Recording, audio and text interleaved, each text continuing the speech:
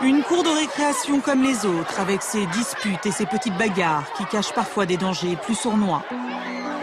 Dans toutes les écoles de France, des élèves sont martyrisés tous les jours par leurs camarades. Ils sont victimes de harcèlement collectif. Un enfant sur 10 est concerné par le harcèlement dans la cour de son établissement scolaire en France. Un rapport qui fait état d'une augmentation inquiétante du nombre de cas de violence à l'école. Petite Émilie, 6 ans et demi, est l'unique fille d'une famille reconstruite. Une mère pour qui elle est toute sa vie, et un beau-père qui l'aime comme si elle était de lui. Si gentille, si belle, des yeux qu'on sorcelle. Pour ceux de sa mère, elle en était la prunelle. Elle ne pouvait pas vivre l'une sans elle. Leur relation était devenue plus que fusionnelle.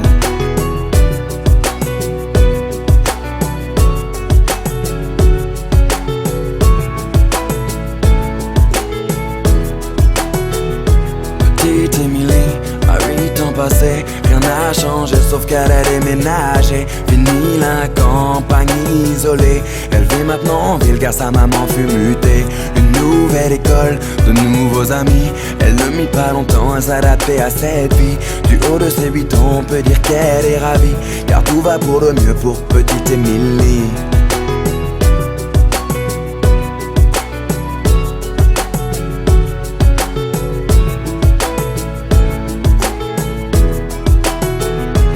Petite Émilie, à 10 ans, était devenue une petite fille comblée. On peut dire que l'école lui plaisait. Bonne élève pour maman, elle en était une fierté.